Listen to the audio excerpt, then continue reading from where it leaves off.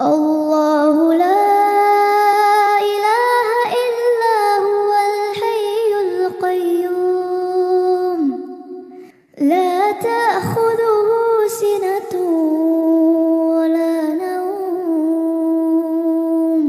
Alhamdulillah wassalatu wassalamu ala Rasulillah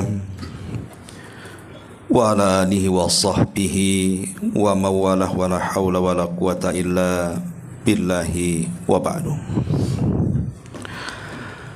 Baik, kita akan lanjutkan kajian kita malam ini membahas Qasasul Quran.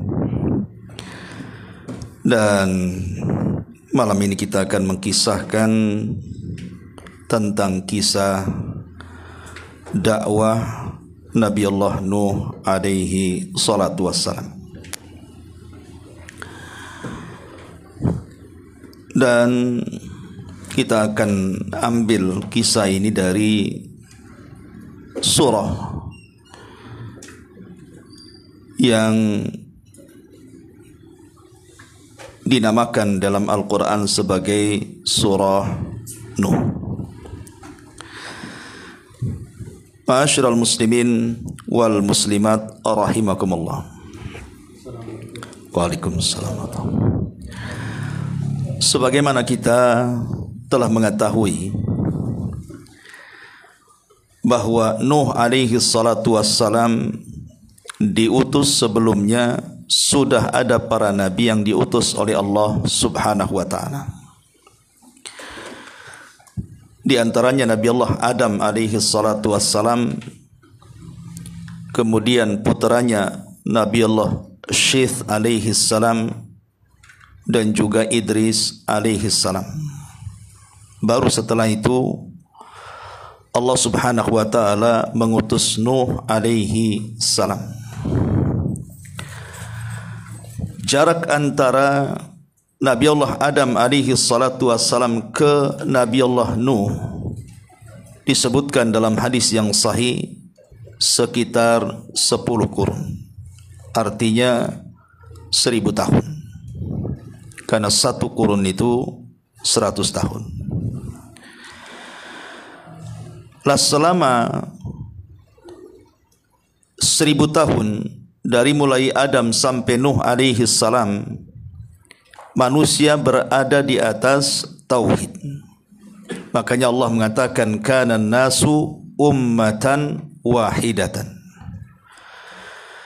Dahulu manusia itu berada pada umat yang satu. Artinya umat yang mentauhidkan Allah subhanahu wa ta'ala.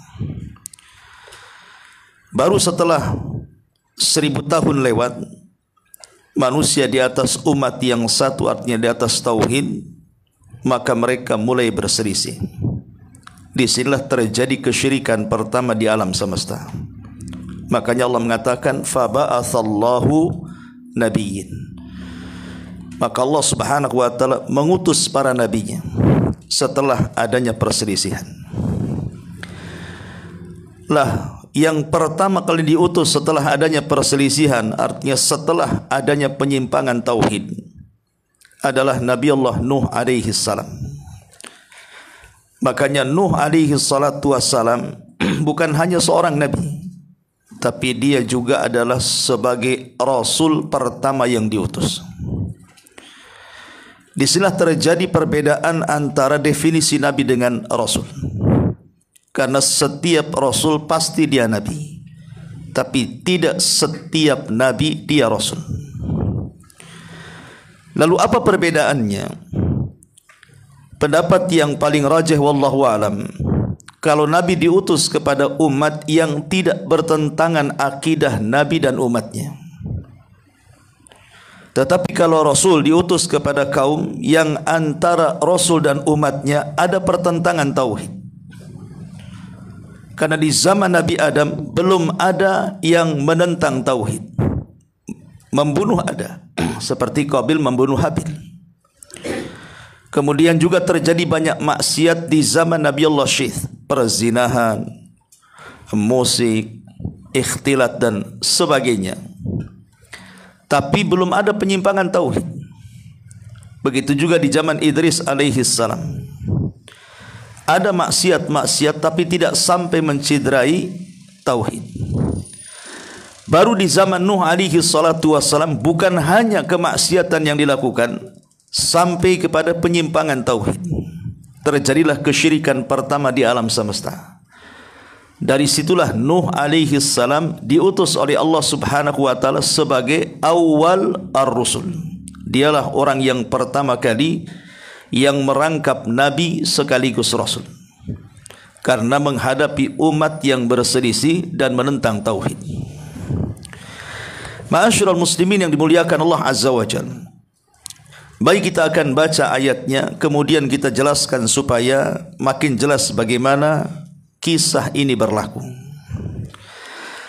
Allah Subhanahu wa taala berfirman, "Inna arsalna Nuhan ila qaumihi an anzir qaumaka min qabli ay ya'tiyahum adzabun alim."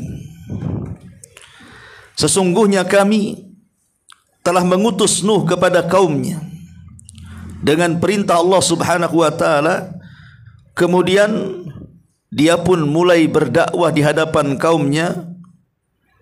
Berilah kaummu peringatan, kata Allah, dengan peringatan sebelum datang kepadanya azab yang sangat pedih. Jadi Nuh alaihi salatu wassalam diperintahkan Allah Subhanahu wa taala untuk mengingatkan kaumnya, jikalau mereka tidak ikut dakwah Nuh dan mengembalikan penyimpangan tauhid kepada tauhid yang lurus, maka kalian kelak akan diazab oleh Allah Subhanahu wa taala, baik azab di dunia dengan berbagai macam azab yang akan diturunkan oleh Allah Subhanahu wa taala, ataupun azab akhirat. Karena azab itu ada dua.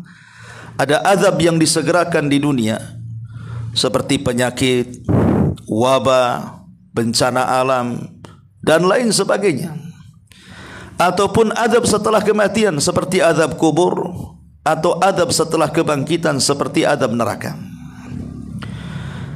Dan begitulah setiap para nabi. Bahkan Nabi SAW sendiri mengingatkan hal yang sama seperti Nuh alaihi salatu wassalam ketika berdiri di Bukit Safa.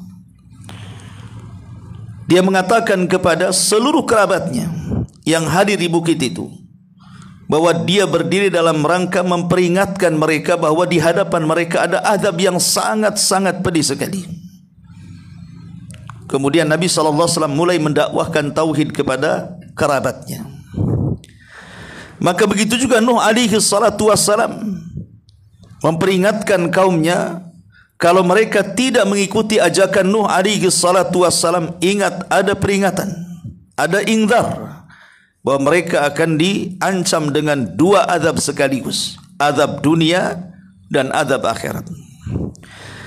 Kemudian Nuh alaihi salatu wassalam mulai mengumpulkan kaumnya dan mengatakan, qala ya qaumi inni lakum nadhirun mubin. Nuh berkata, wahai kaumku, sesungguhnya aku ini seorang pemberi peringatan yang menjelaskan kepada kalian dengan hujah yang sangat jelas.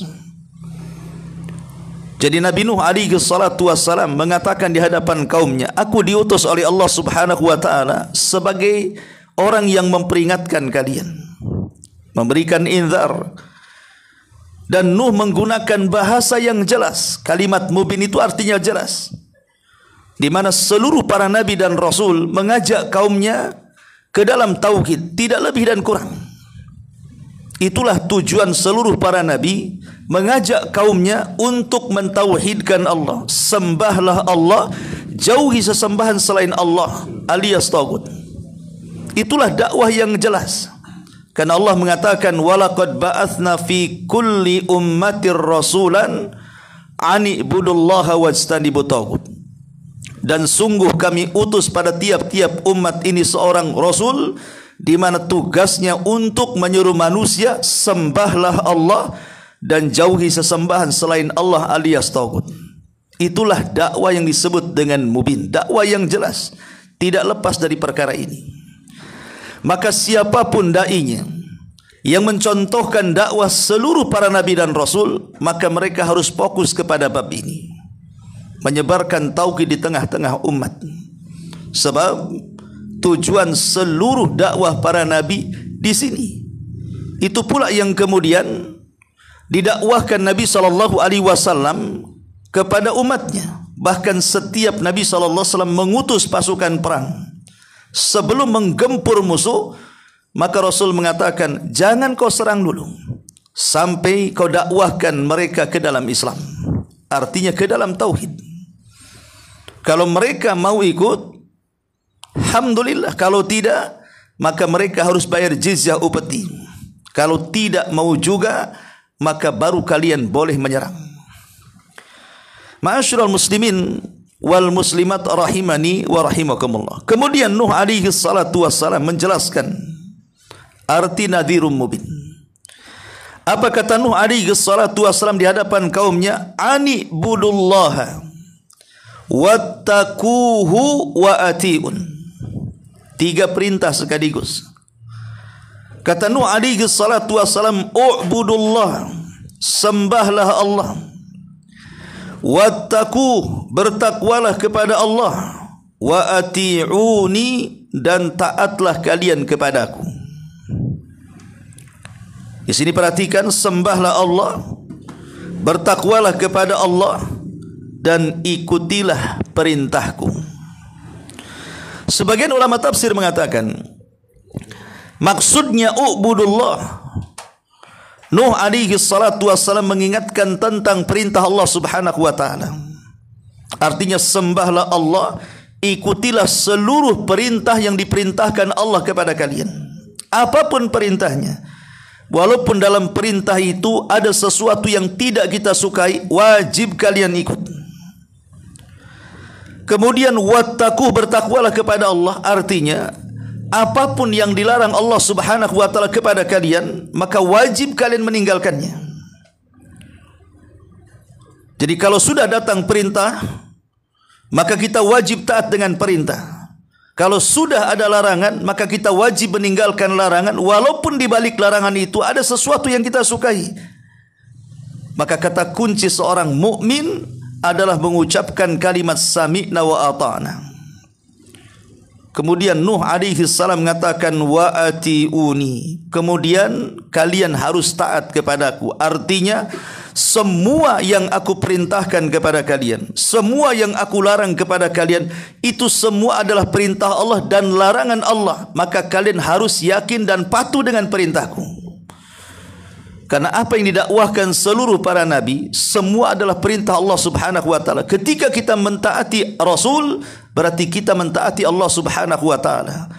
Man ata'ar Rasul faqad ata Allah. Siapapun yang taat kepada Rasul, maka hakikatnya dia telah taat kepada Allah subhanahu wa ta'ala. Ani budullah wattaquhu wa ati'un. Ada juga yang mengatakan ani ibudullah, sembahlah Allah. Artinya isyarat kepada tauhid. Jadi Nuh alaihi salatu wassalam memulakan dakwah kepada kaumnya, mengajak untuk mentauhidkan Allah. Kenapa? Karena di zaman Nuh alaihi salatu wassalam terjadi penyimpangan tauhid yang luar biasa. Nanti bagaimana penyimpangannya nanti akan dijelaskan oleh ayat selanjutnya. Kemudian Nuh alaihi salatu wassalam menjanjikan, kalau kalian menyembah Allah, kalau kalian bertakwa kepada Allah, kalau kalian ikut perintahku, yaghfir lakum min dzunubikum. Niscaya dia akan mengampuni sebagian dosa-dosa kalian. Sama dengan orang yang datang kemudian masuk ke dalam Islam yang sebelumnya dia bukan Islam. Anggaplah dia mu'alaf. Maka Islam itu yahjubu ma qablah, menggugurkan dosa-dosa sebelum Islam. Kalau seandainya seseorang sebelum Islam melakukan banyak maksiat, banyak kemungkaran, kemudian dia masuk ke dalam Islam, maka maksiat dan kemungkaran yang pernah dilakukan sebelum Islam, semata-mata seseorang masuk ke dalam Islam, maka Islam menggugurkan seluruh dosa-dosanya. Makanya di zaman Nabi SAW ada seorang kakek yang sudah banyak melakukan kemaksiatan kepada Allah, seumur-umur hidupnya dia habiskan untuk maksiat, dan dia kafir. Kemudian dia datang kepada Nabi SAW dan mengatakan, halli minat taubah. Wahai Muhammad, apakah orang sepertiku yang sudah berlumuran dosa ini ada tobat? Maka kata Nabi SAW, tentu. Kemudian sang kakek mengatakan, bagaimana caranya? Maka Rasul mengatakan, Qul la ilaha illallah. Katakan la ilaha illallah wa anni Rasulullah. Dan engkau harus yakin aku ini utusan Allah Subhanahu wa ta'ala. Maka kakek itu mengatakan, hanya mengucapkan dua kalimat itu. Maka Nabi SAW mengatakan, tentu. Maka kakek ini mengatakan, asyhadu an la ilaha illallah wa annaka Rasulullah. Masuk dia ke dalam Islam. Maka Rasul bertakbir dan mengatakan, sungguh Allah telah menggantikan seluruh keburukannya dengan kebaikan, karena Islam yahjubu ma qabla. Islam itu menghapuskan seluruh dosa sebelum Islam. Inilah kalimat Nuh alaihi salatu wassalam menjanjikan kepada mereka, kalau kalian ikut diriku, kalian menyembah Allah, kalian bertakwa kepada Allah Subhanahu wa taala, maka dosa-dosa yang kalian telah lakukan Allah ampuni. Wa yuakhirkum ila ajalim musamma. Kemudian Allah Subhanahu wa taala mengatakan, dan Allah menangguhkan kamu, artinya akan memanjangkan umurmu sampai pada batas waktu yang ditentukan. Artinya Nuh alaihi salatu wassalam menjanjikan kepada umatnya, kalau kalian kemudian menyembah Allah, bertakwa kepada Allah, kemudian mengikuti perintahku dan menjalankan seluruh syariat-syariat yang aku bawa kepada kalian, boleh jadi umur kalian akan dipanjangkan. Sama dengan Nabi SAW mengatakan, man arada an yubsata lakum fi rizqihi, kemudian man sarrahu an yubsata lakum fi rizqihi wa yunsa'alahu fi atharihi falyasil rahimahu. Siapa di antara kalian yang senang ingin diluaskan rizkinya dan dipanjangkan umurnya, silahkan kalian ikut perintah Islam, perbanyak silaturahim. Dari sini Nuh alaihi salatu wassalam menjanjikan, kalau kalian mengikuti ajaranku, masuk ke dalam agamaku, maka boleh jadi Allah akan panjangkan umur kalian sampai batas waktu yang ditentukan.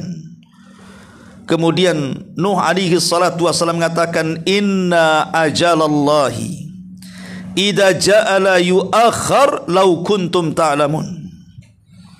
Ketetapan Allah itu apabila telah datang tidak dapat ditunda seandainya kalian mengetahui. Artinya mumpung kalian belum wafat, belum binasa, ikuti agamaku. Sebab kalau kalian kemudian mati dan tidak ikut agamaku, ingat, bisa saja orang kemudian meninggal dalam keadaan kufur. Jadi Nuh alaihi salatu wassalam mengingatkan kepada umatnya bahwa umur ini sangat berharga, waktu ini sangat berharga. Jangan sampai kemudian kita menghabiskan umur sampai mati di atas kesyirikan. Kalau bisa kita ini meninggal di atas tauhid, husnul khatimah. Karena Rasul mengatakan, man kana akhiru kalamihi la ilaha illallah dakhalal jannah. Siapapun yang akhir ucapannya kalimat la ilaha illallah, maka dia dijamin masuk surga. Ma'asyiral muslimin wal muslimat rahimani wa rahimakumullah. Kemudian Nuh mulai menceritakan bagaimana dia lelah letihnya berdakwah, mendakwai kaumnya untuk mengajak mereka ke dalam tauhid. Mulai Nuh alaihi salatu wassalam bermunajat kepada Allah Subhanahu wa taala, artinya mengadu kepada Allah. Itulah yang dicontohkan Nuh dan Nabi kita Muhammad sallallahu alaihi wasallam saat kondisi kesulitan dalam berdakwah. Maka para nabi senantiasa mengadu kepada Allah Subhanahu wa taala, bermunajat kepada Allah. Harusnya juga kita sama. Kalau kita ada kesulitan, ada masalah besar yang kita tidak bisa keluar dari masalah itu, adukan masalah itu kepada Allah Subhanahu wa taala. Sebagaimana Ayub mengatakan, wa ashku bathi wa huzni ilallah. Aku hanya mengadukan urusanku dan kesedihanku kepada Allah Subhanahu wa taala. Karena ada sebagian manusia itu kalau mereka terdapat kesulitan dalam hidup, entah karena masalah ekonomi, entah karena masalah kesehatan, entah masalah keluarga, terkadang tidak pernah mengadukan persoalannya kepada Allah Subhanahu wa taala. Celakanya justru mengadu kepada makhluk yang tidak memberikan solusi. Mengadu kepada makhluk yang tidak memberikan solusi. Bukankah musibah datang dari Allah dan Allah juga yang mengangkatnya? Bukankah musibah itu didatangkan oleh Allah terkadang untuk menguji manusia, apakah jujur keimanannya atau dusta keimanannya? Ma'asyiral muslimin yang dimuliakan Allah Azza wa Jalla, maka Nuh mulai bermunajat kepada Allah Subhanahu wa taala, mengadu dan mengatakan, qala rabbi inni da'autu qaumi lailan wa nahara. Nuh berkata, ya Rabbku, sesungguhnya aku telah menyeru kaumku siang dan malam. Para ulama mengatakan maksudnya di sini Allah Subhanahu wa taala mendahulukan malam daripada siang. Inni da'autu qaumi lailan. Allah mendahulukan malam. Kemudian wa nahara. Kata Nuh, sungguh aku telah menyuruh kaumku lailan di malam hari, wa naharan dan di siang hari. Kenapa mendahulukan malam kemudian siang? Ada yang mengatakan bahwa Nuh alaihi salatu wassalam menggabungkan dua waktu ini untuk melancarkan hidayah Allah kepada manusia. Itulah yang dilakukan Nabi SAW, dan ini contoh bagi para duat. Menggabungkan dakwah itu waktu malam dan waktu siang.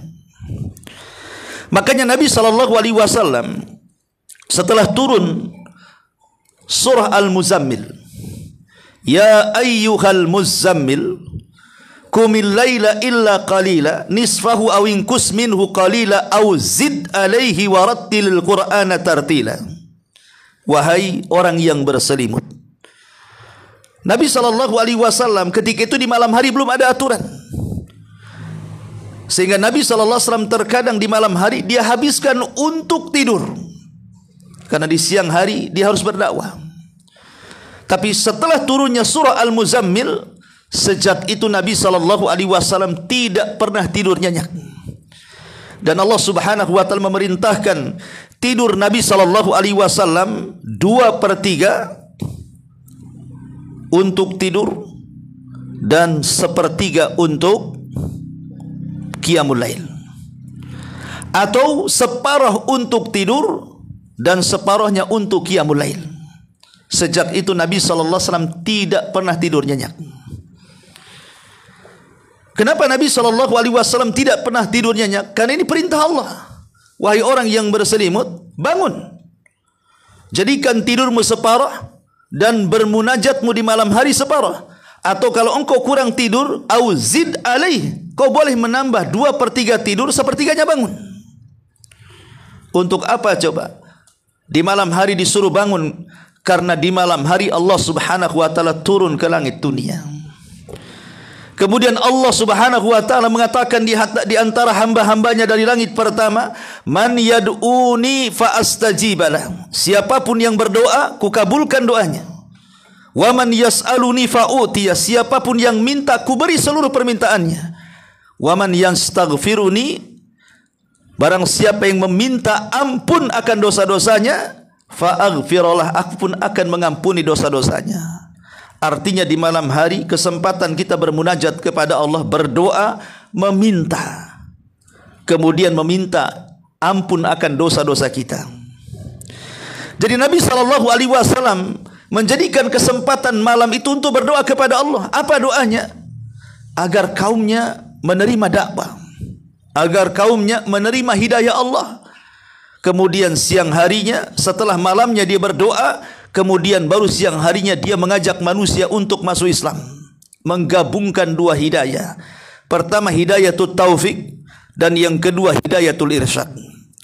Artinya di malam hari Nabi SAW meminta kepada Allah agar menurunkan taufiknya, supaya orang-orang yang mereka keras kepala mudah untuk didakwahi. Kemudian di siang harinya barulah dia berdakwah dengan melancarkan hidayatul irsyad, menjelaskan ini hak, ini batil, ini syirik, ini tauhid, ini bid'ah, ini sunnah, ini taat, ini maksiat, ini baik, ini tidak, dan begitu seterusnya. Makanya siapapun yang menggabungkan dalam dakwahnya dua waktu ini, maka akan memudahkan untuk berdakwah. Seandainya kita ini punya kerabat yang belum dapat hidayah, kita setiap hari memperingatkan mereka untuk salat, untuk memperbaiki akidah dan keyakinan, untuk mengajak manusia ke dalam sunnah. Kalau seandainya kemudian dakwah kita ini selalu ditentang, karena memang itu konsekuensi orang berdakwah, tidak mungkin mulus terus, pasti ada penentangan kalau dakwahnya benar. Kalau seandainya orang yang kita dakwah itu selalu menolak, maka mintalah kepada Allah hidayah, kelembutan orang itu supaya menerima dakwah. Dengan cara apa? Bangun di malam hari, ketuk pintu langit. Pamannya di malam hari kita berdoa kepada Allah, ya Rabb, besok saya akan mendakwai orang tua saya yang tidak salat supaya salat. Minta kepada Allah di malam hari, karena disitulah Allah turun. Kemudian di siang hari, setelah kita berdoa di malam hari, maka kita mengambil akhdhu bil asbab, mengambil sebab dengan cara berdakwah kepada mereka. Itulah yang dilakukan Nuh alaihi salatu wassalam, menggunakan malam untuk berdoa dan bermunajat kepada Allah, dan berdakwah di siang hari sebagai bentuk mengambil sebab. Ada juga yang mengatakan bahwa yang dimaksud lailan di sini artinya dakwah sirriyah, dan yang dimaksud siang hari artinya dakwah jahriyah. Di malam hari Nuh alaihi salatu wasallam berdakwah dengan cara sembunyi-sembunyi, persis seperti yang dilakukan Nabi SAW selama 3 tahun. Rasul berdakwah dengan sembunyi-sembunyi di malam hari, door to door, mengetuk satu persatu pintu saudara-saudaranya, kawan-kawannya, agar mereka masuk ke dalam hidayah Allah. Kemudian di siang hari baru dia berdakwah jahriyah. Maka Nuh alaihi salatu wasallam menggunakan dua metode ini, menunjukkan apa? Kesungguhan seorang nabi bagaimana ingin menyampaikan hidayah Allah kepada umat ini, sampai melakukan dua metode, baik secara sembunyi-sembunyi ataupun secara terang-terangan. Ada yang mengatakan bahwa Nuh alaihi salatu wassalam itu bukan hanya berdakwah biasa, tetapi berdakwah dengan cara jihara. Jihar itu bukan hanya sekedar seperti saya begini ngomong, tapi sampai teriak-teriak. Jihar itu bukan hanya sekedar bicara, tapi sampai teriak mengajak kaumnya. Jadi semua metode dilakukan Nuh alaihi salatu wassalam. Nuh mengatakan, inni da'autu qaumi laila wa nahara. Tapi apa yang terjadi? Falam yazidhum du'ai illa firara. Ya Rabb, tetapi seruanku itu tidak menambah iman mereka, justru mereka lari dari kebenaran yang kudakwahkan kepada mereka. Inilah tantangan dakwah. Terkadang orang yang kita dakwai bukannya menerima, tapi justru menolak. Bukannya mendengar, tapi justru pura-pura tuli. Bukannya kemudian berusaha untuk meresapi nasihat-nasihat yang kita sampaikan, justru malah membantah dan menentangnya. Begitulah terkadang sifat dakwah. Makanya kenapa sifat dakwah itu bukan hanya menyuruh manusia, tetapi harus ada kesabaran. Watawasau bil haq, watawasau bis sabri. Bukan hanya tawasu dengan kebenaran, menyampaikan yang hak, tetapi juga ada tawasu bis sabri. Karena terkadang orang yang sudah berusaha mengajak manusia ke dalam kebenaran, kemudian berulang-ulang dia mengajak kebenaran, berulang-ulang pula ditolak, terkadang ketika dia tidak sabar, dia berhenti berdakwah dengan alasan, bosan aku mendakwai dia. Entah berapa puluh kali sudah ku nasihati, tapi telinganya pura-pura tak dengar. Aku tidak mau lagi mendakwai dia. Akhirnya putus asa. Ketika kemudian dia putus asa, berhenti dalam mendakwai, lalu siapa yang akan menjelaskan kebenaran kepadanya? Makanya dipentingkan sabar di sini. Lah Nuh alaihi salatu wassalam berusaha untuk sabar, mengadukan kepada Allah bagaimana kaumnya tidak menerima dakwahnya. Lihat bagaimana sikap kaum kepada Nuh alaihi salatu wasallam dijelaskan dalam munajatnya. Nuh mengatakan, wa inni kullama da'autuhum litaghfira lahum ja'alu asabi'ahum fi adhanihim wastaghshaw thiyabahum wa asarru wastakbaru istikbara. Dan sesungguhnya kata Nuh alaihi salam, ya Rabb, setiap kali aku mendakwai mereka, mengajarkan kebenaran kepada mereka, menyampaikan yang hak kepada mereka, agar mereka beriman dan agar engkau mengampuni mereka, apa yang terjadi? Mereka memasukkan anak jari mereka ke telinga-telinga mereka. Setiap Nuh bicara, maka telunjuk langsung dimasukkan ke dalam lubang telinganya. Langsung dua-duanya dimasukkan. Tidak mau dengar apa yang dikatakan Nuh. Cukup sampai di sini? Tidak. Bahkan wastaghshaw thiyabahum. Bukan hanya itu, mereka tutup wajahnya dengan baju-baju mereka. Jadi pandangannya tidak mau melihat Nuh saat berdakwah, telinganya tidak mau mendengar Nuh saat berdakwah. Saya yakin kalau ada seorang dai mad'unya seperti ini, saya pastikan resign jadi dai. Ya. Pamannya saya ngisi kajian di sini, tiba-tiba antum tidak mendengarkan kata saya. Ya mungkin boleh jadi antum ngobrol sesama antum walaupun tidak menutup jarinya ke telinga. Mungkin seorang ustadz merasa tidak dihargai. Dah selesailah, ngapain pula saya ngaji di sini? Apalagi sampai ditutup, nak mau memandang. Begitulah degilnya kaum Nuh alaihi salatu wassalam, menganggap Nuh ini hina, sehingga tidak perlu didengar ucapannya, tidak perlu dilihat mukanya. Bahkan lebih daripada itu, wa asarru wastakbaru istikbara. Lebih daripada itu, mereka tetap mengingkari. Dengan cara apa? Setiap Nuh bicara, dia pun ikut bicara. Coba bicara. Kalau seandainya saya ngaji seperti ini, tiba-tiba antum ngobrol keras, lalu apa gunanya ucapan saya? Jadi setiap Nuh bicara, mereka ikut bicara. Setiap kita mengatakan bertauhidlah kalian, kaumnya mengatakan tidak perlu. Taatlah kepada Allah, tidak perlu. Mengingkari. Siapa yang tahan jadi dai yang seperti ini coba? Sudah ditutup telinganya, wajahnya tidak mau memandang, tiba-tiba mereka juga ikut menyahut setiap Nuh berdakwah. Lebih daripada itu, wastakbaru istikbara. Mereka sangat menyombongkan dirinya dengan mengatakan, siapa anda ini? Siapa kamu? Kamu ini tidak layak. Mereka menyombongkan dirinya. Lihat bagaimana Nuh alaihi salatu wassalam diuji oleh Allah subhanahu wa ta'ala dengan umat yang seperti ini. Bahkan Nuh mengatakan, summa inni da'autuhum jihara. Lalu sesungguhnya aku menyuruh mereka dengan cara yang terang-terangan. Ada yang mengatakan jihar artinya suara yang sangat kencang, berteriak-teriak sampai otot lehernya keluar, supaya kaumnya mendengar, karena setiap dia bicara disahut masalahnya. Sampai seperti itu.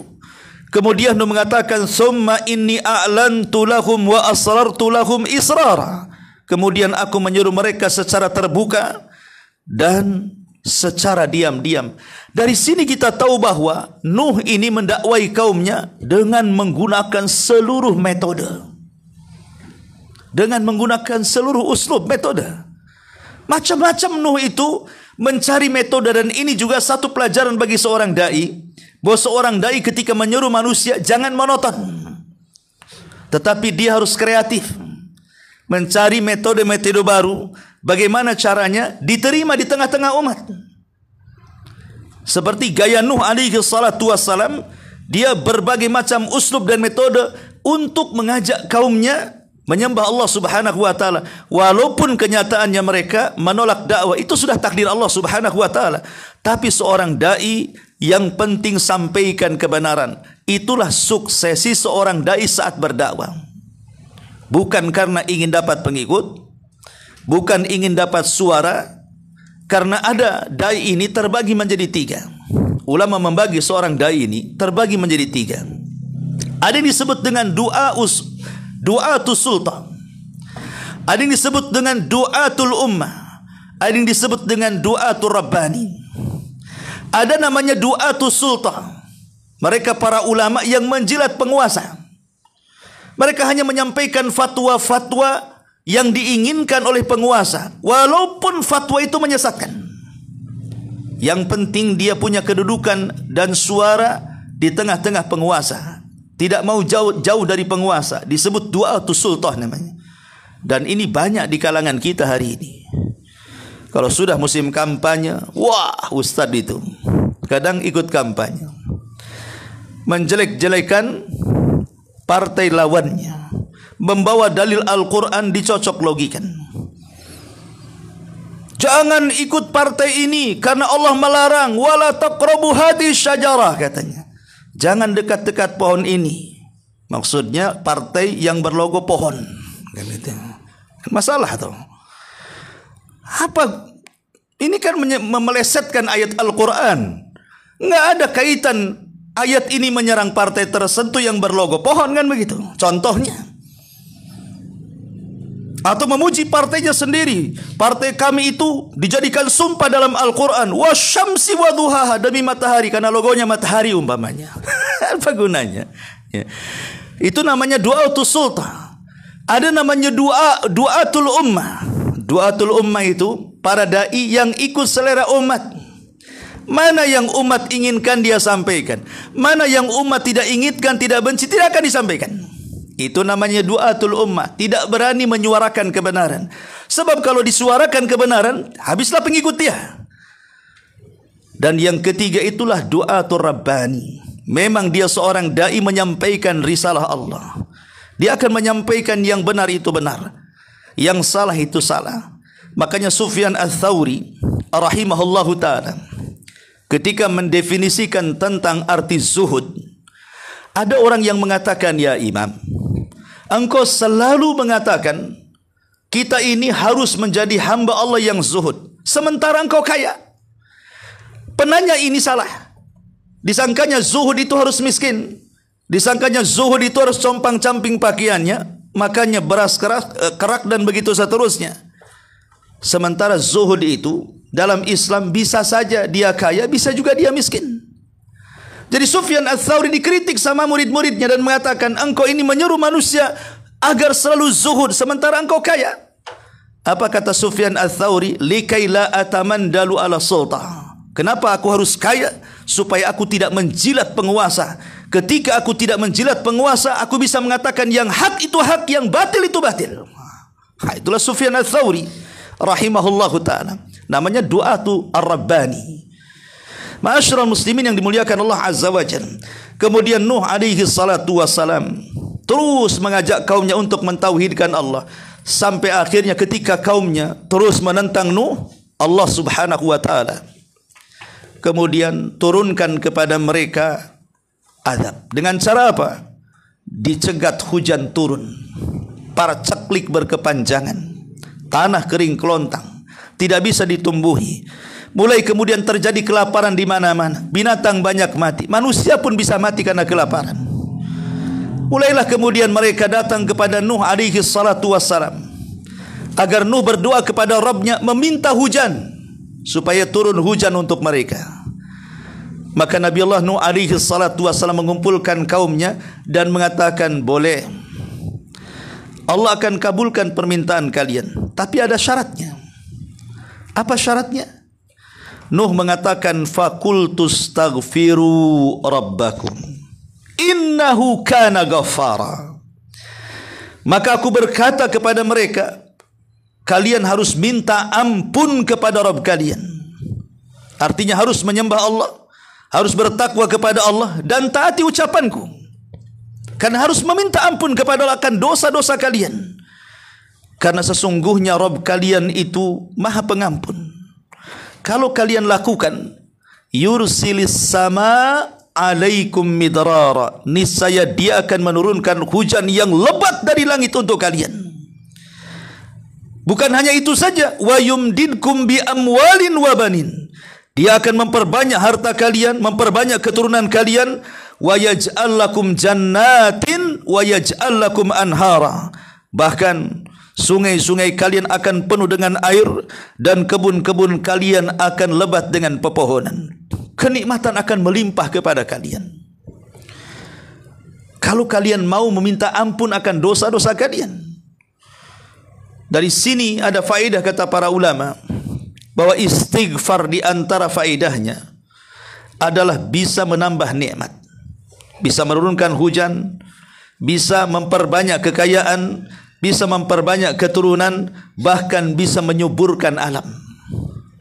Hasan Al-Basri satu hari kedatangan 3 manusia. Tiga-tiganya punya kesulitan sendiri dalam hidup. Yang satu mengatakan, ya imam, saya sudah lama menikah tapi tidak kunjung diberikan keturunan. Kata Hasan Al-Basri, istaghfiru rabbakum. Kalau begitu banyak-banyaklah istighfar. Yang satu mengatakan, ya imam, saya sudah berusaha keras untuk mencari ekonomi tapi tidak pernah menjadi orang cukup dan kaya, tetap saja saya miskin. Padahal saya sudah berupaya keras mencari ekonomi. Maka Hasan Al-Basri mengatakan, istaghfiru rabbakum. Kalau begitu banyak-banyak istighfar kalian. Yang satu mengatakan, ya imam, di kampung saya sudah lama tidak turun hujan, jalan-jalan kering, tumbuhan sudah mulai mati, hewan-hewan sudah mulai kelaparan dan mati, bahkan manusia sudah mulai tumbang juga dan mati. Kata Hasan Al-Basri, istaghfiru rabbakum. Maka kalian harus banyak-banyak istighfar. Orang-orang mengatakan, ya imam, kenapa 3 soalan solusinya cuma 1? Perbanyak istighfar. Yang satu minta anak, yang satu minta rizki, yang satu minta kesuburan. Ini kan 3 persoalan berbeda, tapi solusinya cuma 1, perbanyak istighfar. Maka Imam Hasan Al-Basri mengatakan, tidakkah kalian ingat firman Allah Subhanahu wa taala ketika Nuh mengatakan kepada kaumnya, faqultu astaghfiru rabbakum innahu kana ghaffara yursilis samaa 'alaikum midrara wa yumdidkum bi amwali wa banin wa yaj'al lakum jannatin wa yaj'al lakum anhara. Tidakkah kau baca ayat ini, kata Hasan Al-Basri. Nuh mengatakan, tidakkah kalian memperbanyak istighfar kepada Rabb kalian? Pada Rabb kalian itu Maha Pengampun. Kalau kalian memperbanyak istighfar, Allah akan turunkan hujan dari langit yang sangat lebat. Allah akan memperbanyak harta dan keturunan. Bahkan Allah akan jadikan kebun kalian lebat dengan pepohonan dan sungai kalian penuh dengan air yang mengalir. Ma'asyiral muslimin wal muslimat rahimani wa rahimakumullah. Kemudian Nuh alaihi salatu wassalam mengingatkan kaumnya, ma lakum la tarjuna lillahi waqara. Mengapa kamu tidak takut akan kebesaran Allah Subhanahu wa taala? Aku menyampaikan dakwah kepada kalian ini. Kalau kalian memang ingin masuk ke dalam agamaku, menyembah hanya kepada Allah Subhanahu wa taala, Allah janjikan ini semuanya. Kenapa kalian tidak takut akan kebesaran Allah Subhanahu wa taala sehingga kalian menentang dakwahku? Kemudian Nuh mengingatkan tentang rububiyah Allah Subhanahu wa taala dan nikmat kepada mereka. Wa qad khalaqakum atwara. Bukankah Allah telah menciptakan kalian dengan tingkatan-tingkatan kejadian? Diingatkan dengan nikmat. Dulu kalian tidak ada. Kemudian Allah ciptakan dalam segumpal mani. Kemudian digantikan dari segumpal mani menjadi segumpal darah. Kemudian dari segumpal darah menjadi seonggok daging. Kemudian ditiupkan roh. Kemudian lahirlah kalian. Kemudian kalian dari bayi menginjak remaja, dari remaja menginjak dewasa, kemudian menikah dan menua, kemudian kalian mati. Ini semua adalah rububiyah Allah. Allah bisa melakukan semuanya. Kenapa kalian tidak mengagungkan dan takut kepada Allah? Alam taro kaifa khalaqallahu sab'a samawatin tibaqa. Tidakkah kamu perhatikan langit sana, di mana Allah Subhanahu wa taala telah menciptakan 7 lapis langit yang bertingkat-tingkat. Boleh jadi mungkin Nuh alaihi salatu wasallam mendapatkan kabar berita dari Adam sebelumnya, dari ajaran sebelumnya, bahwa langit itu bertingkat-tingkat. Atau Allah memahyukan kepada Nuh tentang sains, bahwa langit itu Allah ciptakan seperti itu, maka disampaikan kepada kaumnya.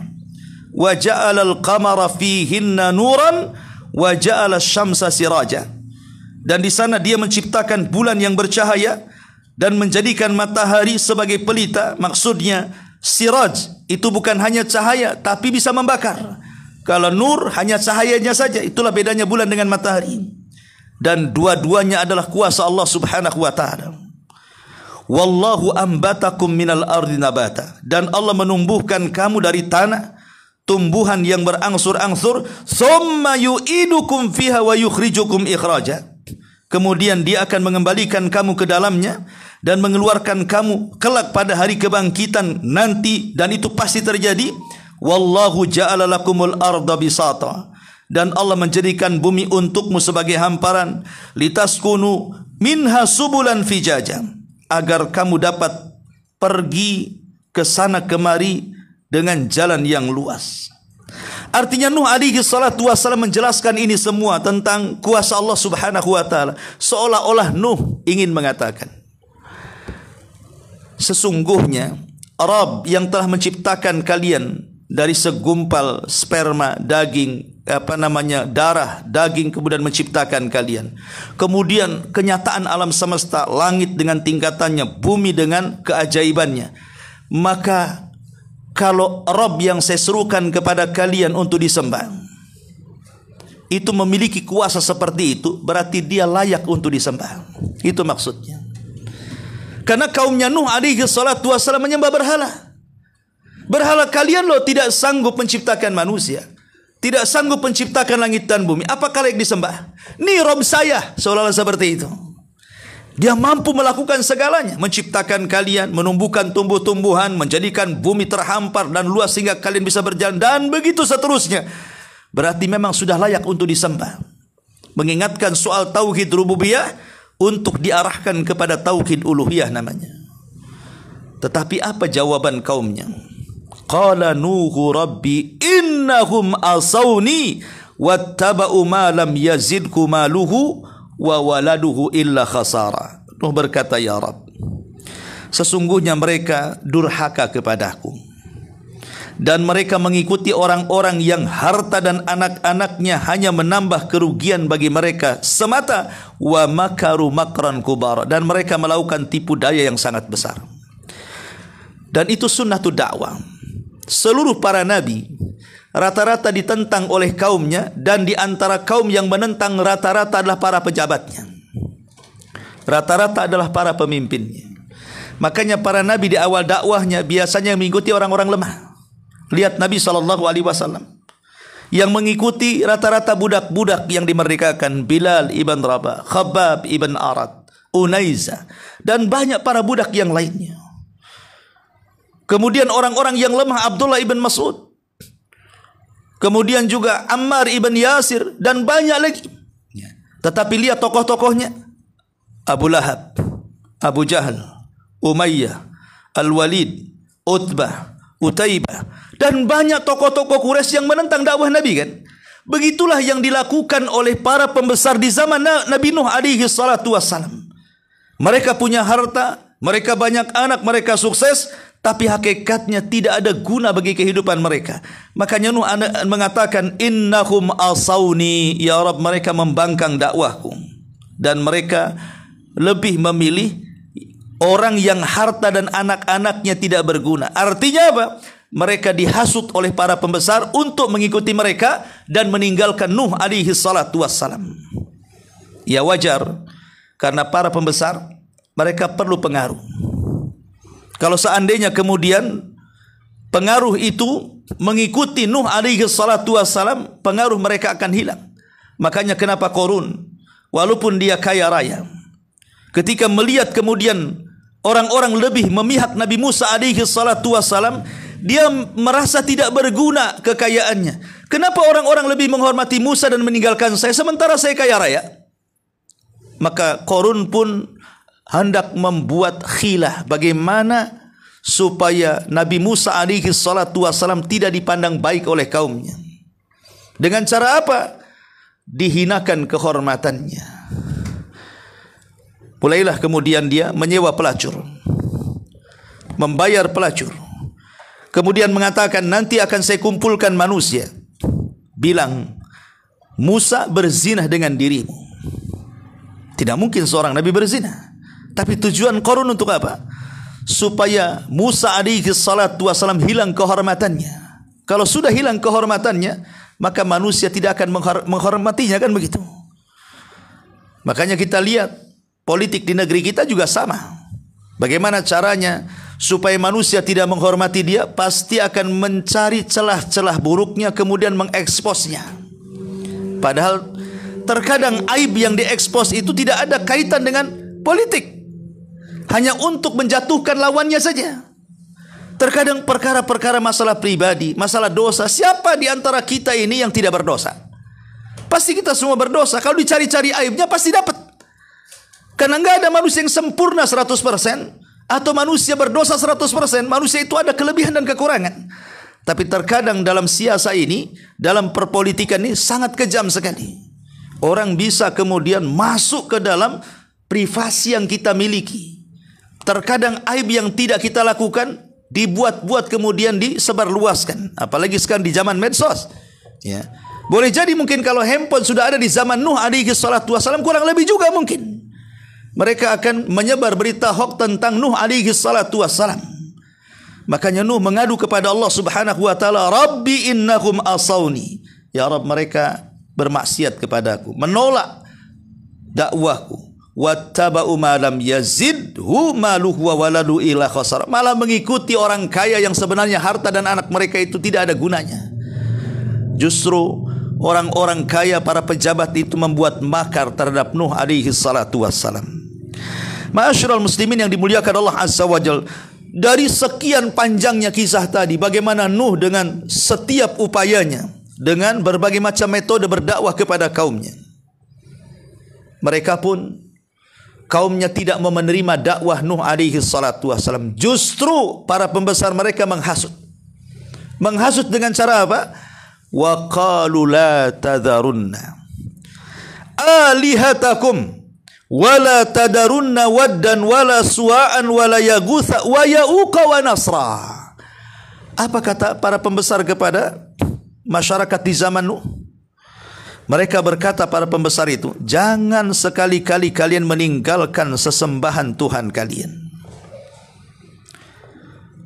Kemudian, dan jangan pula kalian sekali-kali meninggalkan penyembahan kepada Wad, dan jangan pula meninggalkan sesembahan kepada Su'a, kepada Yaghus, kepada Ya'uq, kepada Nasr. Itulah 5 berhala di zaman Nabi Nuh yang disembah. Apakah kalian akan mengikuti orang ini yang mengajak kita untuk menyembah satu Tuhan, kemudian meninggalkan Tuhan-Tuhan kita yang 5 ini? Persis semua kaum para nabi seperti itu. Lihat Bani Israel. Ketika mereka baru saja diselamatkan oleh Allah dari kejaran Fir'aun, mata mereka melihat bagaimana Fir'aun ditenggelamkan dan seluruh antek-anteknya. Kemudian Musa berjalan ke tanah perjanjian, melewati satu desa, di situ para penyembah berhala. Patung-patung anak sapi. Tiba-tiba sebagian besar Bani Israel mengatakan kepada Musa, "Ya Musa, ij'al lana ilahan kama lahum aliha." Wahai Musa, jadikanlah Tuhan seperti mereka, katanya. Apakah kita hanya menyembah satu Tuhan saja? Maka Musa alaihi salatu wasalam marah kepada Bani Israel. Ketika mereka mengatakan, "Aja'alal alihata ilaha wahid. Inna hadza la syai'un ujab." Sama dengan orang-orang jahiliyah dan mengatakan, "Ya Muhammad, apakah engkau akan membuang Tuhan yang banyak ini dan menetapkan satu Tuhan?" Itu sama dengan perkataan Bani Israel dan mengatakan, "Aja'alal alihata ilahan wahid." Apakah kami harus meninggalkan Tuhan yang banyak dan menyeru Tuhan satu saja? Maka ini juga sama. Ya. Jadi mereka mengatakan, kaum Nuh alaihi salatu wasallam, masa kita harus meninggalkan sesembahan yang selama kami sembah, kemudian menyembah Tuhan yang disembah Nuh alaihi salam? Oh, ini mustahil. Ya. Maka para pembesar menghasut kaumnya. Ingat kalian dengan Wud. Siapa Wud ini? Wud ini hidup di zaman antara Idris dan Nuh. Sebelum Nuh diutus alaihi salam, diutus oleh Allah, antara Idris dan Nuh ada keluarga yang disebut dengan keluarga Wad dalam Quran, atau Wud. Kenapa disebut Wad? Karena Wad itu diambil dari kata Wud, artinya dicintai. Jadi orang namanya Wad ini sangat dicintai. Karena di zaman itu belum diutus Nabi. Nabi sebelumnya sudah meninggal. Nabi yang akan datang belum muncul. Maka mereka hanya mengandalkan orang soleh. Lah di tengah-tengah mereka ada orang soleh namanya Wad atau Wud. Itu orang yang paling soleh, yang paling baik. Senantiasa berzikir, salat, mengajak kepada kebaikan. Pokoknya dia tokoh agama di zaman itu. Ketika Wud alaihi salam meninggal dunia, maka estafet dakwahnya turun kepada putranya namanya Suwa. Maka Suwa pun sangat dicintai oleh kaumnya, sama dengan ayahnya. Kemudian setelah Suwa meninggal dunia, digantikan oleh adiknya namanya Yagus. Dan Yagus pun sangat dicintai. Ketika Yagus meninggal, digantikan oleh adiknya yang paling kecil lagi namanya Ya'uk. Dan Ya'uk pun sangat dicintai oleh kaumnya. Ketika Ya'uk meninggal dunia, estafet dakwah diteruskan oleh Nasr. Dan Nasr pun sangat dicintai oleh kaumnya. Jadi keluarga Wud itu keluarga yang sangat dibanggakan oleh kaumnya. Masalahnya, setelah kemudian 3 manusia mulia yang saleh ini meninggal dunia, datang setan kepada mereka, iblis yang selama ini 10 abad 1000 tahun menunggu-nunggu momen bagaimana menyesatkan Bani Adam dari akidah mereka. Ada momen masuk di situ. Kemudian iblis menjelma manusia datang kepada kaum keluarga Wad ini dan mengatakan, kalau kalian cinta dengan keluarga itu, kenapa kalian tidak membuat berhala, membuat patung? Letakkan di tempat tertentu, bentuk seperti bentuk mereka. Jadi setiap kalian lewat, melihat patung, teringat dengan Wad, teringat dengan Suwa, teringat dengan Yagus, Ya'uk dan Nasr, maka akan membangkitkan kerinduan kepada mereka sehingga bangkitlah ibadah kalian. Awalnya bagus setan ini. Setan memang begitu. Masih yang bagus-bagus dulu kan begitu. Supaya membangkitkan ibadah katanya. Kadang-kadang didorong solat, habis solat suruh riya. Sedekah, habis sedekah suruh sum'ah. Ya. Sana ke masjid, suruh ujub akhirnya. Sana ibadah, suruh takabur. Jadi didorong-dorong untuk beribadah. Akhirnya mereka pun membuat berhala dalam bentuk 5 orang saleh ini di tempat yang khusus. Jadi kalau mereka rindu kepada keluarga Wud, mereka datang ke tempat khusus ini, memandang berhala-berhala, teringatlah Wud, semangatlah ibadah mereka lagi. Semangat solat, sedekah, zikir dan begitu seterusnya.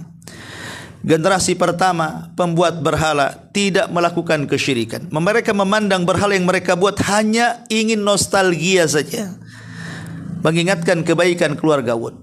Generasi ini meninggal. Datang generasi kedua, anak-anak mereka. Setelah mereka dewasa, mereka pun sama melakukan apa yang dilakukan bapak mereka. Tapi iblis menambah dan mengatakan, kalian jauh-jauh dari rumah datang kemari hanya untuk melihat berhala Wud dan keluarganya. Kenapa kalian tidak memperbanyak berhala ini? Kalian produksi banyak-banyak, letakkan di rumah-rumah kalian. Jadi tidak perlu datang kemari katanya. Mulailah mereka memproduksi banyak-banyak. Akhirnya tidak ada rumah kecuali ada berhala-berhala keluarga Wud ini. Tapi mereka tidak menyembah. Hanya mereka melihat, mengenang, kemudian mengingat jasa mereka, bangkitlah ibadah mereka. Generasi kedua ini meninggal dunia. Datang generasi ketiga, cucunya mulai besar, belum juga bisa berhasil disekutukan Allah. Kemudian datang generasi keempat, kelima, mulai pudar akidah mereka, mulai pudar ibadah mereka, mulai pudar tauhid mereka. Datang iblis menjelma kepada mereka dan mengatakan, sayalah orang yang paling tua di antara kalian. Saya menjumpai bapak kalian, saya menjumpai nenek buyut kalian. Kalian tahu maksudnya apa? Mereka membuat berhala itu.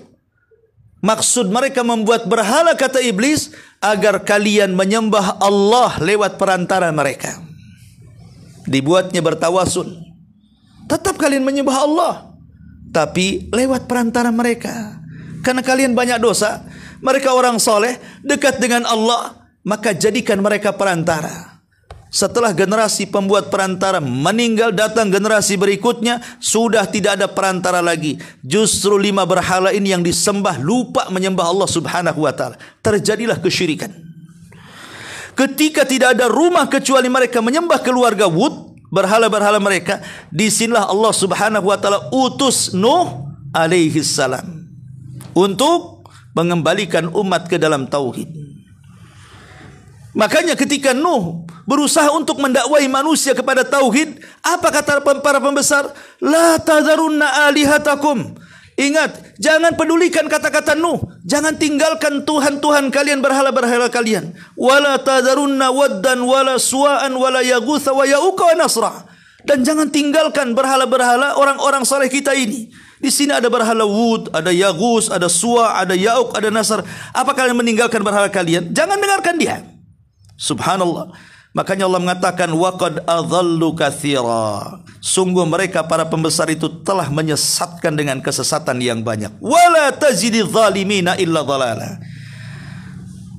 Dan sungguh mereka telah menyesatkan banyak orang, dan jangan engkau tambahkan bagi orang-orang yang zalim itu selain kesesatan. Kemudian Nuh alaihi salatu wassalam mengingatkan akan dosa-dosa para pembesar terhadap kaumnya. Mimma khati'atihim ugriku fa'udkhilu naran falam yajidu lahum min dunillahi ansara. Disebabkan kesalahan-kesalahan mereka, tidak menerima dakwah Nuh, menolak dakwah tauhid, menentang dakwah tauhid. Ketika Nuh bicara, meletakkan jari mereka di telinga. Ketika Nuh berdakwah, meletakkan pakaian di muka mereka. Ketika Nuh berdakwah, mereka justru menyaut dan berusaha menentangnya dan makin sombong. Karena kesalahan inilah ugriku, mereka ditenggelamkan. Inilah azab kaum Nuh alaihi salatu wassalam, dikirim tufan dan ditenggelamkan oleh Allah subhanahu wa ta'ala. Nuh alaihi salatu wassalam ketika makin banyak penentangan, bahkan terancam jiwanya, sudah mulai mengancam kaumnya ingin membunuhnya dan membantai keluarganya. Maka Nuh berdoa kepada Allah subhanahu wa ta'ala dan mengatakan, Rabbi inni maglubun fantasir. Ya Rabb, aku sudah terkalahkan oleh kaumku, tolonglah aku. Maka Allah subhanahu wa ta'ala merintahkan Nuh untuk berhenti berdakwah dan memerintahkan Nuh untuk membuat kapal. Ada dalam kisah Israiliyat, ya kisah Israiliyat ini pelezat sejarah, tidak bisa dijadikan pegangan karena pegangan kita Al-Quran dan Sunnah, tapi untuk pelezat saja. Nuh alaihi salatu wassalam menanam pohon dari biji sampai besar 100 tahun. Kemudian setelah 100 tahun Allah memerintahkan untuk menebangnya. Setelah ditebang, Allah memerintahkan untuk menyerut menjadi papan selama 100 tahun lamanya. Setelah papan menumpuk, kemudian Allah subhanahu wa ta'ala perintahkan untuk membuat perahu selama 40 tahun lamanya. Jadi mulai dari pembibitan menjadi pohon, menyerut dan merangkai kapal itu 240 tahun. Karena Nuh alaihi salatu wassalam itu nabi yang paling lama usianya dari seluruh nabi, hatta Adam alaihi salam. Adam usianya 950 tahun. Awalnya 1000 tahun tapi 960 tahun. Awalnya 1000 tahun tapi yang 40 tahun diberikan kepada Nabi Allah Daud alaihi salam. Tapi Nuh ada yang mengatakan usianya 1450, 1000, ada yang mengatakan 1500, ada yang mengatakan 1600, ada yang mengatakan 1700. Banyak perselisihan para ulama. Bagaimana tidak? Nuh diangkat menjadi nabi di usia 40 tahun. Kemudian berdakwah di kaumnya 950 tahun. Kemudian dia pun merangkai perahunya sampai 240 tahun. Kemudian hanyut di lautan entah berapa tahun lagi. Kemudian kapalnya di Bukit Judi Irak. Kemudian Nuh turun mengembang biakkan keturunannya entah berapa tahun lagi. Kemudian meninggal. Jadi Nuh lama usianya. Ya. Lebih lama dibandingkan Adam dan nabi-nabi setelahnya. Makanya wajar Nuh mendapati banyak generasi. Bukan hanya hidup di satu generasi, tapi hidup di beberapa generasi karena panjang umurnya. Lah Nuh alaihi salatu wassalam, ikhwatu fillah muliakan Allah azza wajal, saat membuat perahu itu mulailah kaumnya mengejek dan mengatakan, ya Nuh, kemarin engkau seorang nabi, kenapa pula jadi tukang kayu? Ya. Engkau barusan kemarin mengaku jadi nabi dan rasul, menakut-nakuti kami. Sekarang pula berubah menjadi tukang kayu. Dan anehnya engkau membuat perahu di pasir, di padang pasir yang tidak mungkin perahu itu berjalan. Mulai mengolok-olok Nuh alaihi salatu wassalam. Istihza. kepada nabinya. Tapi Nuh alaihi wasallam bersabar karena dia tahu janji Allah tidak mungkin menyelisihinya. Setelah perahu itu jadi, Allah Subhanahu wa taala mengingatkan akan ada tanda banjir. Ketika tungku-tungku mulai menyala, kemudian langit mulai gelap, maka Allah perintahkan, masuklah engkau dan orang-orang yang beriman, bawalah kemudian binatang-binatang yang sepasang-sepasang itu ke dalam perahumu. Ya. Ada yang mengatakan bahwa perahu Nuh itu 3 lantai. Jadi lantai pertama khusus untuk binatang sepasang-sepasang, lantai kedua untuk manusia, dan lantai ketiga untuk binatang-binatang terbang, burung dan semacamnya. Walaupun dalam cerita-cerita perahunya Nuh ini banyak khurafat. Ada yang mengatakan bahwa ketika Nuh masuk ke dalam perahu, perbekalannya beras, gandum dan yang semacamnya habis karena dicuri oleh tikus. Jadi tikus ini selalu menggerogoti. Ma'ruf di rumah antum, tikus ini suka mencuri makanan. Sehingga Nuh alaihi wasallam kerepotan. Kalau gini terus maka akan habis digerogoti oleh tikus. Habis perbekalan, mati semua satu perahu. Akhirnya Nuh berdoa kepada Allah Subhanahu wa taala. Lah, ketika Allah mendengar doa Nuh, maka Allah kabulkan. Di situ ada harimau, maka dibuat bersinlah harimau. Dari bersin ini keluar kucing. Maka kucing ini mengejar-ngejar tikus, jadilah Tom and Jerry. Ya. Ini kan khurafat, ikhwan, ya. Ini cerita-cerita khurafat di perahu Nuh alaihi salatu wassalam. Tidak benar kalimat ini, kisah-kisah yang khurafat. Tapi yang jelas bahwa Nuh alaihi salatu wassalam kemudian membuat perahu dan diberitahu tanda-tandanya. Setelah diberitahu tanda-tandanya, maka Nuh alaihi salatu wassalam ketika tanda itu muncul, maka Nuh bergegas untuk memasukkan orang-orang yang beriman. Ada yang mengatakan 8 orang, ada yang mengatakan 40 orang, ada yang mengatakan 80 orang. Paling banyak 80 orang dalam pendapat. Dan itu pun hanya dari keturunan Nuh, 3 anaknya dan cucu dan cicitnya yang ikut dalam perahu itu. Sebenarnya Nuh alaihi salatu wasallam dianugerahi 4 putra. Tetapi yang 1 putra kufur. Namanya namanya Kan'an. Kan'an ini kufur, mengikuti agama ibunya. Mengikuti agama ibunya karena ibunya adalah istri Nabi yang pertama kufur dalam kehidupan manusia. Allah Subhanahu wa taala sampai menjadikan istri Nuh sebagai percontohan wanita kafir karena dia yang pertama istri Nabi yang kufur kepada nabinya. Allah mengatakan, wa daraballahu mathalan lilladzina kafaru imra'ata Nuhin wa imra'ata Lut. Dan Allah membuat permisalan bagi orang-orang kafir 2 wanita yang kufur. Pertama wanitanya Nuh. Allah tidak mengatakan istrinya Nuh, tapi wanitanya Nuh. Yang kedua wanitanya Lut. Dua-duanya kufur, padahal kedua-duanya di bawah bimbingan 2 suami yang saleh, bahkan manusia yang paling saleh. Kufur keduanya. Tapi kufur di sini bukan berarti mengkhianati suaminya, selingkuh, berzina, hasa wa kalla, tentu tidak. Tidak ada satupun istri Nabi yang selingkuh dan berzina. Maksud kufur di sini adalah kalau istri Nuh, dia orang yang pertama kali menganggap Nuh gila apabila wahyu turun. Coba, yang pertama menganggap gila suaminya istrinya. Adapun istrinya Lut, dia bersekongkol dengan preman. Kalau seandainya ada tamu laki-laki masuk ke rumah Lut, maka istrinya menyalakan kayu bakar sampai membumbung asapnya, maka preman-preman pasar datang ke rumah Lut, menculik tamu itu kemudian memperkosa. Jadi dua-duanya berkhianat. Lah saat terjadi banjir itulah, maka Nuh dan anak-anaknya yang beriman, Syam, Ham dan Yafis, dan juga istri-istrinya dan keturunannya masuk semua ke perahu. Adapun istri Nuh dan Kan'an tidak masuk. Sampai bagaimanapun seorang ayah ketika melihat akan terjadi azab yang akan melulantakkan semua manusia adalah rasa sayangnya. Ketika banjir mulai menaik, belum menutupi gunung-gunung, dia melihat Kan'an terpisah dari kaumnya. Mulailah kemudian perahunya mengarah ke anaknya. Kemudian setelah dekat, Nuh meminta agar anaknya naik dan mengatakan, ya bunayyarkam ma'ana. wahai anakku, naiklah ke perahu. Tapi Kan'an tidak mengatakan, baik saya akan naik. Justru dia tetap menentang nabinya. Lihat pengaruh ibu. Makanya cari ibu yang baik.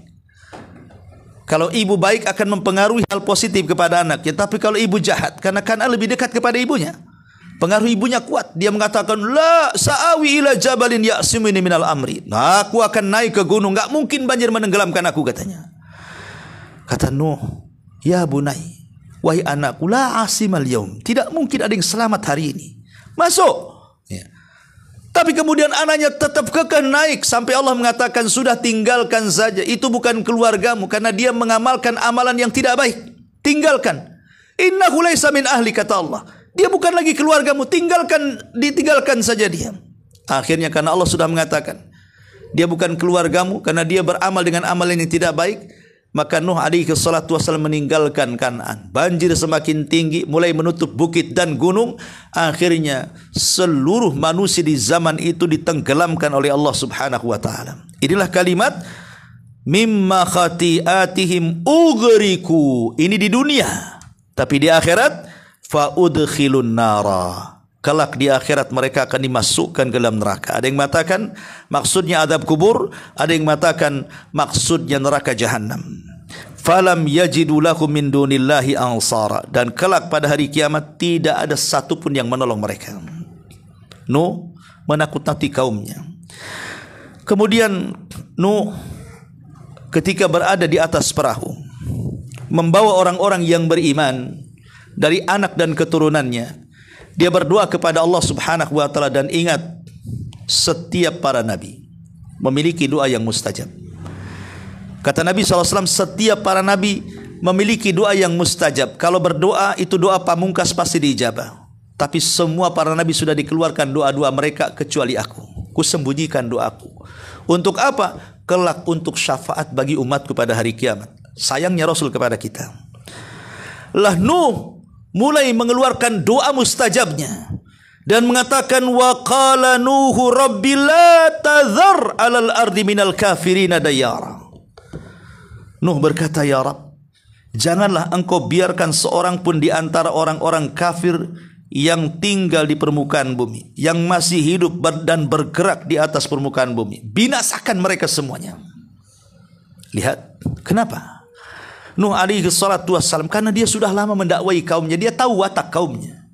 Kalau masih ada satu orang kafir yang hidup, kemudian bergaul dengan keturunan yang beriman, lambat laun akan terpengaruh. Maka Nuh meminta jangan ada satu jiwa yang kau sisakan. Allah kabulkan, Allah kabulkan. Yang kedua, Nuh mengatakan, innaka intadharhum yudillu ibadaka wa la yalidu illa fajiran kafara. Sesungguhnya jika engkau biarkan mereka tinggal, niscaya mereka akan menyesatkan hamba-hambamu, dan mereka hanya akan melahirkan anak-anak yang jahat yang tidak tahu bersyukur. Kalau ada satu orang kafir hidup, maka dia akan melahirkan orang kafir lagi. Nanti melahirkan kafir lagi, melahirkan kafir lagi. Saya tidak mau, kata Nuh. Maka Nuh meminta agar jangan satu jiwa pun disisakan dengan azab itu. Dari sini kata para ulama, semua manusia di zaman itu binasa kecuali yang di perahu Nuh. Maka manusia hari ini dari barat sampai ke timur, dari utara sampai ke selatan, dari yang awal sampai yang akhir, baik yang hidup ataupun yang mati, semuanya keturunan orang-orang yang di perahu itu. Tidak ada yang luput dari manusia yang hidup di zaman sekarang, kecuali kalau nasabnya diurut pasti sampai ke perahu. Makanya para ulama mengatakan Nuh itu bapak manusia kedua setelah Adam. Jadi Adam disebut Abul Bashar al-Awwal, bapak manusia pertama. Nuh itu Abul Bashar al-Thani, bapak manusia kedua. Kenapa? Karena manusia hari ini kalau diurut nasabnya sampai kepada 3 putra Nuh. Mungkin keturunan Syam putra Nuh, mungkin keturunan Ham putra Nuh, mungkin keturunan Yafis putra Nuh. Syam disebut bapaknya orang Arab, Abul Arab. Adapun Ham disebut bapaknya orang-orang yang berkulit hitam, orang-orang Ethiopia, orang-orang Nigeria, pokoknya orang berkulit hitam, Sudan dan yang semacamnya. Adapun Yafis itulah orang-orang Asia seperti kita. Ya. Lah semua turunan kepada 3 putra ini. Ma'asyiral muslimin yang dimuliakan Allah Azza wa Jalla. Kemudian Nuh alaihi salatu wasallam setelah melihat bencana alam. Kemudian Nuh alaihi salatu wasallam berada di atas perahu dan diselamatkan. Nuh berdoa kepada Allah, Rabbighfirli wali walidayya. Ya Rabb, ampunilah aku dan ibu bapakku. Ketika Nuh berdoa kepada Allah memintakan ampun akan ibu bapaknya, menunjukkan ibu bapak Nuh itu beriman. Karena kita tidak boleh mendoakan ampunan kepada orang kafir. Walaupun bapak kita, walaupun ibu kita, kalau mereka mati kafir, kita tidak boleh memintakan ampun. Tidak boleh. Makanya Nabi SAW ketika memintakan ampun kepada Abu Talib, ayah angkatnya yang mengasuh dari usia 8 tahun sampai diutus jadi Nabi dan Rasul, saat kematiannya tidak mengucapkan kalimat la ilaha illallah, Abi Talib mati kafir. Rasul setiap malam sedih mengatakan, ya Allah, ampuni dosa pamanku. Turun ayat, maka nalin nabi an yastaghfiru lil musyrikina walau kanu ulil qurba. Tidak layak bagi seorang nabi memintakan ampun akan dosa-dosa orang-orang musyrik walaupun keluarga dekat. Enggak boleh. Lah ketika Nuh mengatakan Rabbighfirli wali walidayya, menunjukkan kedua orang tua Nuh beriman kepada Nuh, ya. Karena Nuh memintakan ampun kepada Allah. Kalau dia kafir tidak mungkin dia mintakan ampun. Karena sehebat apapun kita menginginkan ampun, orang kafir kalau masuk neraka tidak mungkin keluar. Macam mana akan diampuni? Makanya Nuh mengatakan Rabbighfirli wali walidayya, ya Allah, ampuni dosaku dan ampuni dosa kedua orang tuaku. Waliman dakhala baiti waliman dakhala baiti ya mu'mina. Dan ampunlah dosa-dosa orang-orang yang masuk ke rumahku dalam beriman. Kenapa Nuh mengatakan yang beriman yang masuk ke rumahnya? Karena di rumah Nuh tidak semua beriman. Istrinya kafir, Kan'an kafir, yang beriman hanya putra-putranya yang lain, Syamham dan Yafis. Makanya dia kemudian mengatakan waliman dakhala baitihi mu'mina, yang masuk rumahku yang iman saja. Adapun yang tidak beriman jangan kau ampuni. Seolah-olah Nuh mengatakan seperti itu. Walil mu'minina wal mu'minat, dan ampuni juga para pengikut yang beriman dari kalangan laki-laki dan perempuan. Wala tazididz zalimina illa tabara, dan janganlah engkau tambahkan bagi orang-orang yang zalim itu selain kehancuran. Inilah kisah dakwah Nuh alaihi salatu wasalam yang Allah Subhanahu wa taala jelaskan dari surah Nuh dari ayat pertama sampai ayat akhir 28. Wallahu a'lam bishawab. Subhanaka bihamdika asyhadu an la ilaha illa anta astaghfiruka wa atubu ilaik. Allahu ta'ala. Assalamualaikum warahmatullahi wabarakatuh.